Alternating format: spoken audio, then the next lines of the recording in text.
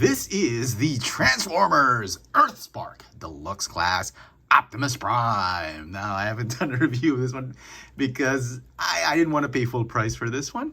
And luckily, I picked up one on clearance in Singapore at a Toys R Us at Circuit City Mall or Circuit Mall down at Novena in Singapore. And the figure is actually looking pretty good in packaging. I've seen a couple of reviews of this guy. He's okay, I suppose. It's an Optimus Prime figure. Should be interesting. Let's get this guy out of packaging. And here is the EARTHSPARK Deluxe Class Optimus Prime out of the box. Finally, I have him. And you know what? He's not a bad Deluxe Class Optimus Prime. I mean, yeah, he's not the greatest. But to represent the character from the show in a Deluxe Class format, I think he's pretty good. I have issues with the transformation, the engineering of the transformation, more than anything else. I mean, sure, he's got a lot of hollow bits. The plastic isn't the best and most premium of quality. It is what it is to be expected from a sort of line that's geared towards the younger audience. But it's supposed to be more of like a collector line because it is a Deluxe Class figure with a Build-A-Figure part. And I was a little disappointed with the transformation more than anything else. But overall, it's not a bad Optimus Prime figure. Let's take a closer look at the details of this, well, it's not new, relatively new, Deluxe Class EARTHSPARK Optimus Prime. Head to toe, the figure stands at about 13.5 centimeters tall, or about 5 1/3 inches tall. For some size comparisons with other Deluxe Optimus Prime figures, you have the Devastation Studio Series Optimus Prime and the myth, the legend, G1 Universe Legacy, or Legacy United Deluxe Class Optimus Prime. So yeah, he's on the small-ish side, or I guess in today's standards, he's just about right as a Deluxe Class figure. Now, obviously, he does not come with the blast effect. This is from the Siege, and his cannon is blast effect compatible, which is great. So he does come with his signature blaster, which is the his proton cannon. Very cool. I love that they painted the stock, and the instructions aren't very clear on where to store it. They don't say where to store it in robot mode, but you can. This is the most efficient place I could find. You just plug it on his backpack. So yeah. He also comes with his battle axe, which is done in this blue color. Not the best painted accessory. I'm not a big fan of ElectroSpark blue, but the instructions, again, don't tell you where to plug it or store it in robot mode. But this one, there's no other purpose for that C peg, I think, except for this. That's the only reason, that's the only purpose I could find for that peg. So yeah, he does have an egregious backpack, but that's, I think, part of his aesthetic. So, okay. He's got the Ghost faction symbol, and then he's got the mini Autobot logo underneath that.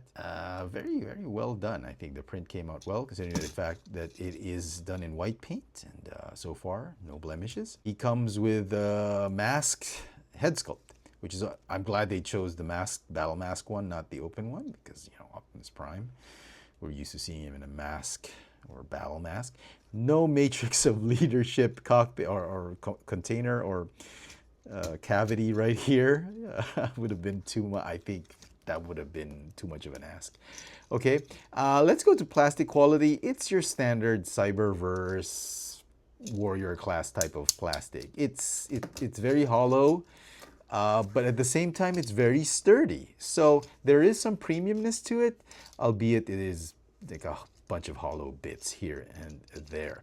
The color, I think, was great. I think they chose the correct colors to represent this guy. Nice painted windshield. You got some silver highlights here and there, gray bits here and there. You've got some wheels, mushroom pegged wheels, but overall, he's, I think he looks very, very good. As far as articulation goes, the neck is on a ball joint. You got a ball jointed shoulder, bicep swivel, hinge elbow, ball jointed wrist, ball jointed hips, hinge knees, Ankles have the rocker tilt and can move up and down because of transformation. The waist, there is actually a swivel. If you unlock the backpack, you can make him swivel because of transformation, but if you transform him properly in robot mode, he cannot use that waist swivel. But despite that, he's got, I think, enough articulation to get him into some really cool dynamic poses. And for a younger target audience line of Transformers, I thought they did a very good job giving him proper articulation, just the right amount of details to make him attractive, sort of attract the more mature collectors for Transformers. I thought they did a good job with that. Okay, so let's get him into his truck mode. Here, go ahead and fold the fists inward. The instructions tell you to pose the arms this way, but you don't have to. Just get them out of the way. That's, I think, the best thing you can do. Just get them out of the way so they don't interfere with the rotation, all that. Okay, head sculpt, you want to rotate it back so that there's enough clearance for you to fold it down, okay? You pop it back up by pushing on this little tab right there, okay? And then from the backpack, this panel right here is going to flop over and just peg in and cover that head sculpt. Okay, fold down the entire front part section of the truck cab, and then you want to rotate that waist, and then you can go ahead and attach the engine or front part bumper of the truck and form. You can already see the truck coming together. Okay, and then the instructions tell you to move the legs this way. It can be confusing. Don't move it by the hips. You got to detach those hips and move the entire thing up like that. Go ahead and fold the feet upward or inside his legs. Okay, and here's the tricky bit. The transformation is based or dependent on the weapon, which kind of annoys me. You should be able to transform him without the weapon. I mean, you probably still could, but the stability is not going to be there. Okay, so you got to plug in the gun right here. Not too much. It has to be like straight.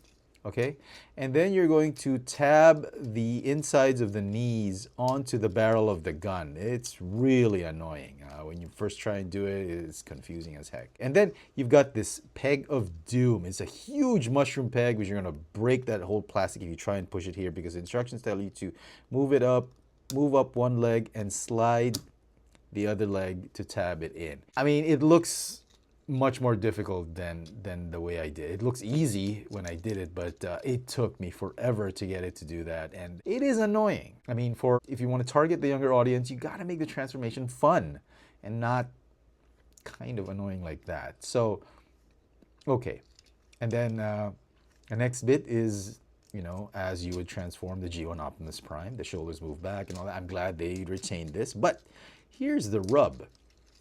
There's a peg right here, which you have to slot onto that divot right there, that peg hole right there, okay? You gotta slot it. The instructions tell you to do this, and it should magically tab.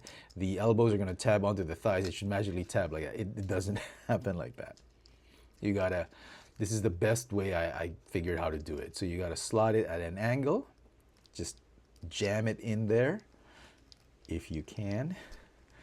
It's not, okay, and then it will somehow just line up and tab onto the thigh, okay? Do the same on the other side.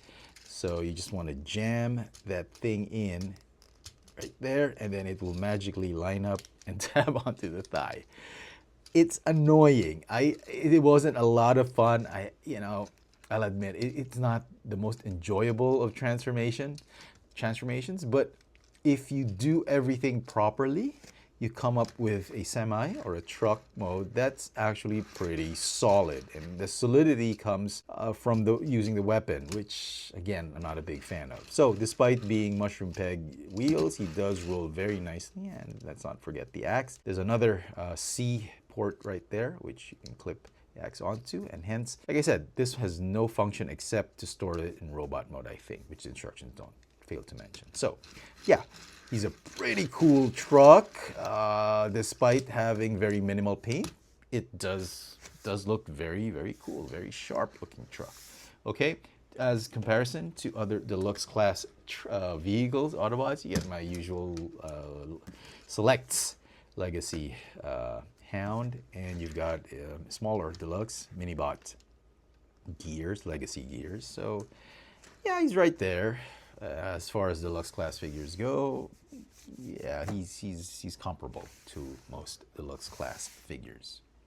And so some final thoughts on this EARTHSPARK Deluxe Class Optimus Prime. It's not a bad figure. It's going to get an 8 out of 10 for me. Not the best Optimus Prime out there, obviously. But if you're a big fan of the show and you love Optimus Prime, you've got to pick up this figure. If you're the casual collector, not really into the show, then you can probably wait for this one to go on clearance. In a lot of countries I've been to, this thing is on clearance. Like I said in my haul video, I picked this one up in Singapore for clearance. And I think here in Manila, if you're lucky enough to still find one, and I think a lot of the EARTHSPARK figures have gone on clearance, then okay. But I think even on Amazon, this thing is on clearance. So yeah, if you need to pick it up, go ahead and pick it up on clearance. I don't think the full price of, what, 30 bucks is worth it.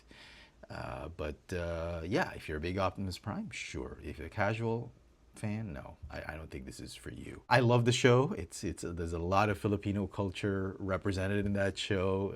The family is, after all, half Filipino. So that's why I love the show. And it has a great it has a great heart, and the stories are really, you know, it has good morals. Each story has a good moral to tell, and yeah, I'm a big fan of the series. It's a shame they had to end, but I think it had a good run. So yeah, those are my thoughts on this figure. Let me know in the comment section what you guys think of this Transformers EARTHSPARK Deluxe Class Optimus Prime. He is part of the Mandroid wave, and he has the left leg. Hit that notification bell so you never miss out on any of my latest video reviews. And if it's your first time here, please subscribe. Thanks for watching.